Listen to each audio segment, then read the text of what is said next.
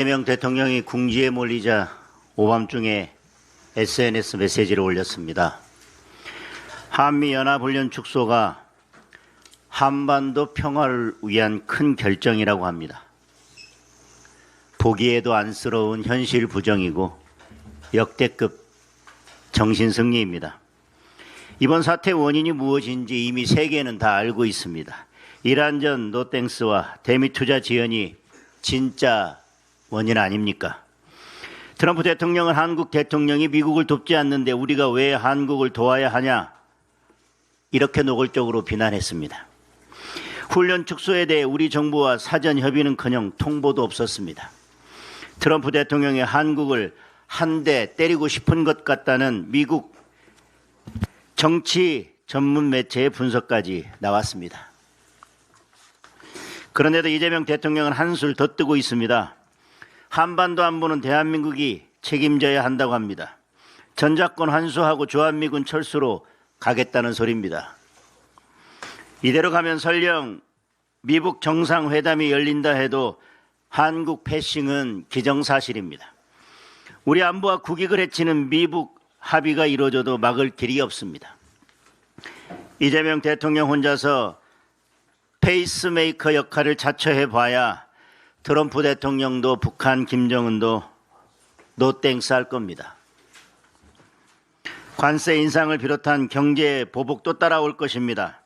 우리 국민과 기업은 피해를 보고 북한, 중국, 러시아만 웃을 것입니다. 이재명 대통령 안보도 외교도 경제도 다 포기했습니다. 국민을 포기한 이재명 정권, 곧 국민이 이재명 정권을 포기하게 될 것입니다. 김민석 민주당 대표 취임 일성은 대법원장 탄핵입니다. 이재명 대통령이 온갖 무리수를 둬가면서 김민석 당대표 만들기에 올인했던 이유를 분명하게 보여주고 있습니다. 이러려고 그렇게 김민석 당대표 만들기에 올인했던 것입니다. 관례라고 합니다. 잘못된 관례는 없애야 합니다. 헌법에서 대법원장에게 대법관 제청권을 둔 이유는 사법부 독립을 위한 것입니다. 그런데 대법관 제청을 하면서 대통령실과 미리 협의해서 대통령 입맛에 맞는 사람으로 미리 조율하고 제청하라고 하면 그게 제청입니까? 그게 사법부 독립을 위한 대법원장의 권한이 되겠습니까? 사법부 독립을 위해서 대법관 제청만큼은 대법원장의 고유한 권한으로 남겨둬야 합니다. 이렇게 조희대 대법원장 탄핵을 운운하는 것은 결국 온갖 무리수를 더 가면서 대법관 임명 22명 할 수 있도록 대법관 수 늘렸는데 결국 대통령 입맛에 맞는 대법관 임명 안 해줬기 때문입니다. 대법원장 탄핵을 거론한다면 저는 이것이 결국 위헌적인 탄핵 사유라고 생각합니다. 대법원장이 대법관을 제청하도록, 그리고 대한민국 헌법은 그것이 사법부의 독립을 지키기 위한 중요한 제도로 만들어 둔 것인데 대통령이 그 권한을 빼앗아서 사법부의 독립을 침해하고 대법관을 자신의 입맛에 맞는 사람으로 임명하고 그렇게 하기 위해서 미리 대법관 수를 늘려놓은 것이고 결국 그 종착역은 대통령의 무죄 판결이라면 이것은 분명히 위헌적인 작태입니다.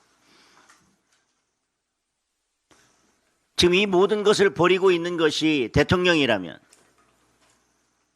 그리고 대통령의 뜻을 따라서 김민석 대표가 이런 말도 안 되는 막말을 하고 있는 것이라면 결국 이재명 대통령의 탄핵 사유가 분명합니다. 사법부 독립은 스스로 지켜야 합니다. 누차 강조해 오고 있는 것입니다.